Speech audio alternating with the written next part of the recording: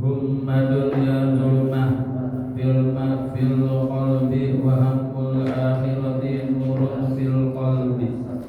Utsman radhiyallahu berkata, Arabnya aja. Langsung. Makalah ke-6 An Ali radhiyallahu anhu man kana fi talabil ilmi kanatil jannatu fi talabi wa man kana fi talabil ma'siyati kanatin naru fi talabi. Terus. Makalah ke-7 An Yahya bin Mu'adz radhiyallahu anhu ma'asallahu darimun fala asral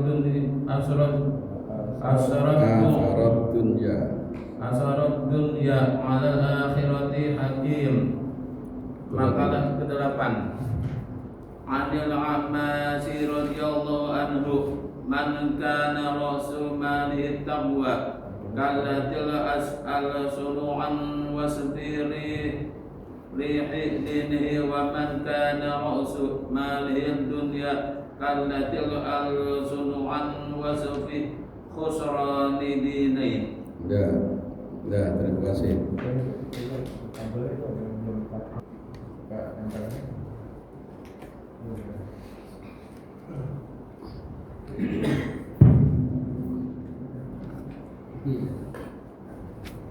Makalah kelima dari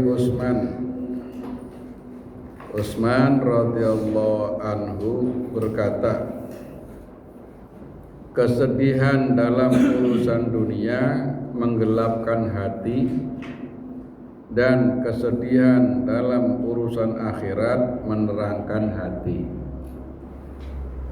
Jadi kita kan sering sedih. Sedihnya urusan apa? Sedihnya karena gak punya duit, hati malah gelap. Sedihnya karena urusan dunia, karena gak dapat job, meleset, hati malah gelap. Kalau sedih, kenapa semalam saya kok gak bisa tahajud? Sedih. Akhirnya dibalas dengan sholat sunat penggantinya. Jadi kalau urusan akhirat, kalau kita ketinggalan harus sedih. Kalau urusan dunia mah nggak usah sedih,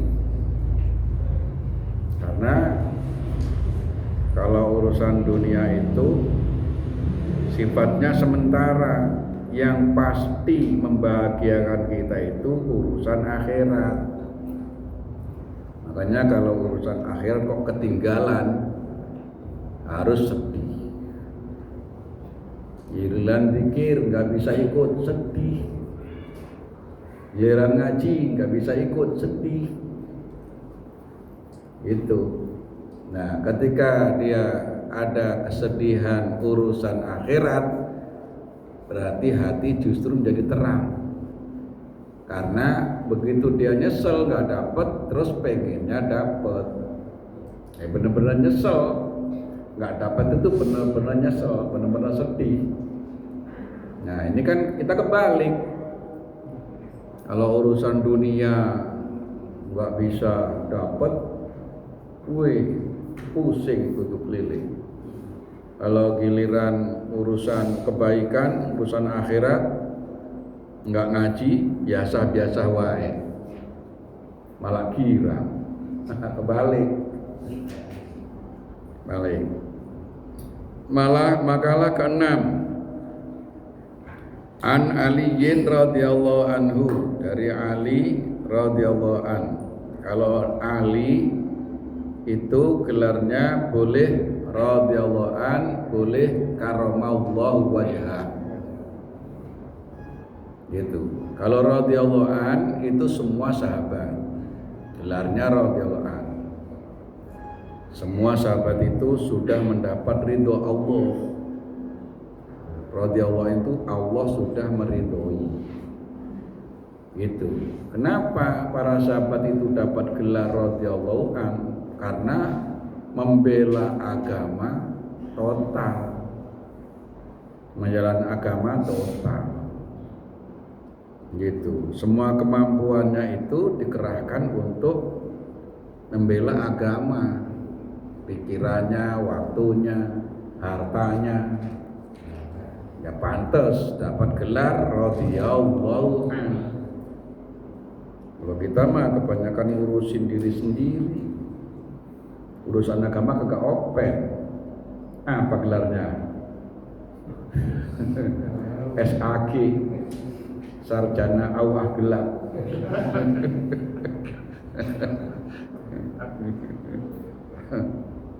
Kalau enggak MBA. Apa MBA? Malah botak aja. Makin botak aja. Dari Ali, kalau Ali karamallahu wajhah, kenapa Sayyidina Ali mendapat gelar karamallahu wajhah? Karena Sayyidina Ali tidak pernah menyembah berhala. Karena ketika Nabi diutus, Sayyidina Ali masih kanak-kanak, sehingga nggak pernah terlibat dalam menyembah berhala. Kemudian langsung masuk Islam. Jadi yang masuk Islam dalam golongan anak-anak Sayyidina Ali, yang masuk Islam golongan dewasa Abu Bakar, yang masuk Islam dari golongan perempuan Khadijah, nah gitu. Nah, Sayyidina Ali ini karena dia nggak terkontaminasi dengan penyembahan berhala. Terus yang kedua, karamallahu wajhah, Sayyidina Ali dapat gelar itu karena Sayyidina Ali tidak pernah melihat kemaluannya. Ini selama-lamanya Sayyidina Ali nggak pernah lihat kemaluannya. Kalau kita mah dikucal-kucal mulu.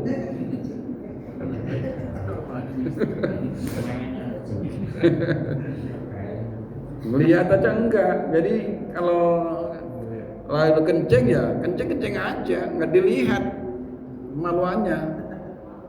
Ya, enggak gitu mah. Bukan dilihat lah.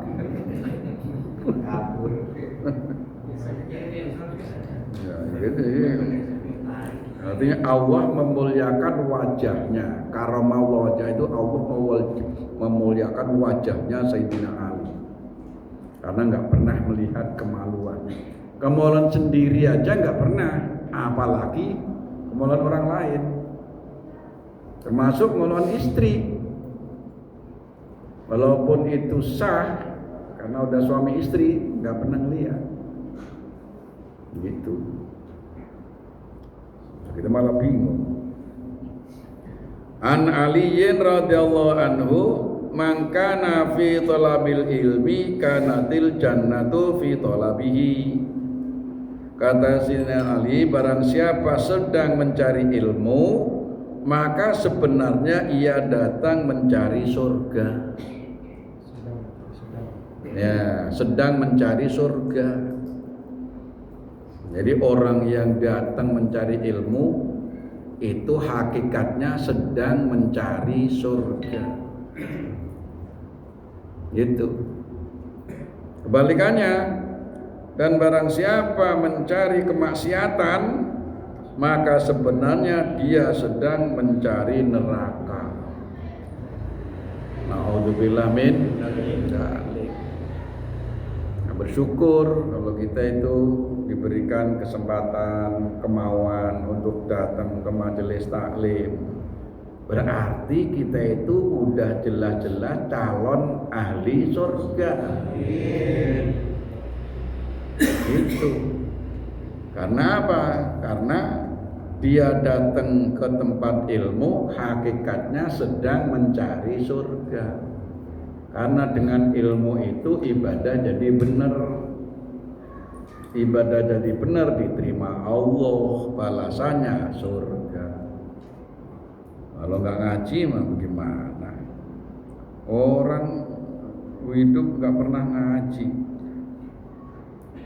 Gue mikirinnya gelap saya. Mikirinnya gelap. Bagaimana ya orang nggak pernah ngaji itu ya? Nggak pernah mendapatkan nasihat, nggak pernah mendapat pencerahan ilmu, nggak pernah tambahan ilmu. Kira-kira pikirannya gimana? Nggak ketemu saya. Gimana kira-kira itu yang nggak ngaji itu? Atau yang udah lama nggak datang ngaji, gimana pikirannya itu? Ya Allah, ngaji jangan disepelein, karena hakikatnya datang ngaji lagi datang ke tempat surga. Gitu. Ya. Jadi nggak bisa disepelein ngaji itu. Yang dimaksud dengan ilmu tersebut adalah ilmu yang bermanfaat, yang setiap orang balik dan berakal wajib mengetahuinya. Ilmunya ilmu yang bermanfaat. Ilmu yang bermanfaat, ilmu yang bisa menambah kedekatannya kepada Allah. Itu namanya ilmu yang bermanfaat. Ya. Berikutnya makalah ketujuh dari Yahya bin Mu'adz radhiyallahu an. Ia berkata, orang yang mulia tidak akan durhaka kepada Allah, sedangkan orang yang bijaksana tidak akan memilih dunia dan meninggalkan akhirat. Orang bijaksana itu. Jadi orang bijaksana itu adalah orang yang lebih memilih akhirat daripada dunia. Nah, kita bijaksana nggak kira-kira? Milih mana kita? Lagi giliran ngaji ada urusan yang kira-kira kita urusannya itu dapat duit. Kira-kira milih ngaji apa milih urusan?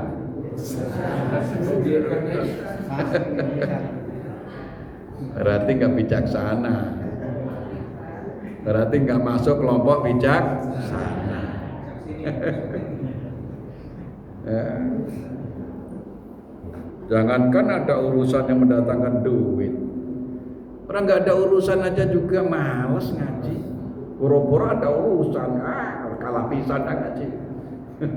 Orang nggak ada urusannya juga mau milih nonton TV, duduk-duduk di rumah. Lagi duduk aja, merenung aja, apa tuh yang dipikirin? Ya Allah. Jadi orang yang bijaksana itu orang yang lebih memilih akhirat dan meninggalkan dunia. Karena kata Imam Ghazali, dunia itu seperti ular. Dunia itu seperti ular yang beracun. Dunia itu seperti ular yang beracun. Bagi orang yang tidak benar-benar jeli terhadap dunia, rata-rata dunia menjerumuskan. Tapi kalau orang yang bisa gitu, yang ngerti sehingga dunianya itu dipakai untuk kebaikan, untuk akhirat, maka racunnya itu difermentasi jadi obat mujarab. Jadi kenapa Imam Ghazali mengumpamakan dunia kok kayak ular beracun? Yang namanya ular beracun berarti siapapun yang nggak bisa menetralisir mesti kepatok, mesti kena racunnya. Itu bahayanya dunia. Tapi bagi orang yang bisa mengelola dunia ini sehingga menjadi mazratul akhirah, menjadi jembatan untuk mencari akhirat, ada racun tapi racun itu bisa dinetralisir, diolah sehingga bisa menjadi obat. Ya, bisa diobat. Ada nggak orang berobat pakai racun ular? Ada. Tapi itu mahal, itu. Ya karena untuk mengolahnya aja memerlukan proses yang panjang dan sulit gitu. Makanya apotek itu kan gambarnya kepala ular, ya kan? Itu bukan apotek kan untuk obat. Ini gambarnya ular. Oh, ternyata Imam Ghazali benar-benar hebat mengumpamakannya. Gitu. Yang terakhir, A'mash, yaitu Sulaiman bin Mihran Al-Kufi radhiyallahu an berkata, barang siapa yang memiliki modal takwa, maka lisannya malas untuk mengatakan bahwa dia telah beruntung di dalam agamanya. Dan barang siapa yang memiliki modal dunia, maka lisannya malas untuk mengatakan bahwa dia rugi dalam agamanya. Orang itu kalau dia bertakwa justru merendah, ya toh? Merendah, merasa kayak kayak masih rugi. Itu karena kurang terus ketakwaan kayak apa itu, dia masih merasa belum, ingin terus menyempurnakan, ingin menyempurnakan, nggak ada puas-puasnya. Nah kan orang semakin takwa itu melihat siapa saja itu dia merasa lebih rendah daripada dia, gitu. Bahkan dengan binatang sekalipun. Kan ada kisah ulama yang dia itu hidupnya hanya mencari sampah pasar. Dari roti yang dibuang, kerupuk yang dibuang, ya dapat roti sepotong udah cukup. Yang penting bisa buat nyambung hidupnya. Suatu ketika dia lagi nyari makanan di sampah pasar, di situ ada anjing. Kan anjing kan sering ngorek-ngorek sampah pasar juga, ya kan? Nah, ketika dia bareng sama anjing, dia ngomong sama anjing, anjing, bagi-bagi lapak, kamu sebelah sono, saya sebelah sini. Gak usah berebut, sesama mencari. Ya, sesama mencari sampah, gak usah berebut. Gitu. Kamu anjing bisa lebih mulia daripada saya, karena walaupun kamu kata orang najis dan tempat kamu juga tempat kotor, tapi kamu nggak akan masuk neraka. Nggak akan masuk neraka. Sedangkan saya, kalau saya nggak mendapat ridho Allah, saya masuk neraka. Lebih hina saya daripada kamu. Gitu. Nah, saya bisa jadi mulia kalau saya masuk surga, itu pun belum ketahuan. Kan masih nanti. Ya kan? Ayo. Pernah kita ngomong binatang begitu. Kita mah ada binatang mau ditendang aja.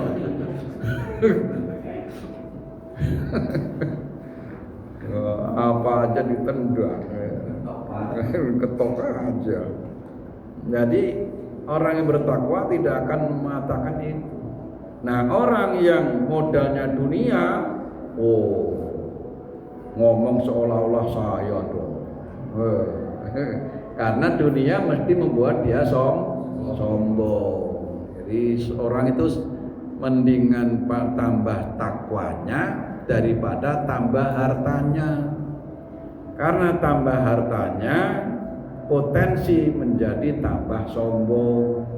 Kecuali orang-orang tertentu yang benar-benar dia itu ibadahnya tekun, dapat bimbingan ulama, ngaji-ngaji bab tasawuf, terus menerus dapat nasihat, mungkin dia bisa turun tuh.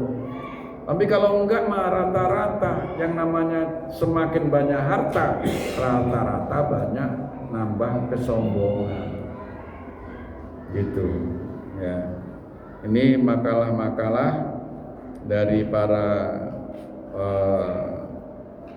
baik itu ulama maupun sahabat, disebutnya athar. Jadi ada firman Allah yaitu Al-Quran, ada hadis berarti ucapan Rasul, ada asar. Asar itu ucapan sahabat. Ya, sahabat-sahabat itu asar namanya. Ada makalah, kata mutiara dari ulama-ulama. Gitu. Nah, kita itu harus dapat tentu. Dapat firman Allah, dapat ucapan Rasul, dapat ucapan sahabat, dapat ucapan para ulama yang ahli hikmah. Nanti hati kita bisa bertambah terang. Karena Allah menghidupkan hati yang mati binuril hikmah. Kan ada tuh yang di awal tuh, alaikum bimujalasatil ulama wastima'il hukama fa innallaha yuhyil qalbal mayyita binuril hikmah kama yuhyil ardal maitata bima'il matori. Duduklah kamu bersama ulama dan mendengarkan ungkapan-ungkapan para hukama, karena Allah menghidupkan hati yang mati dengan nur hikmah, ya, sebagaimana Allah menghidupkan tanah yang tandus dengan siraman air hujan. Nah, itu dimanfaatin benar, ya. Jadi sering kita mendapatkan nasihat. Insya Allah. Dah sampai di sini. Mudah-mudahan bermanfaat.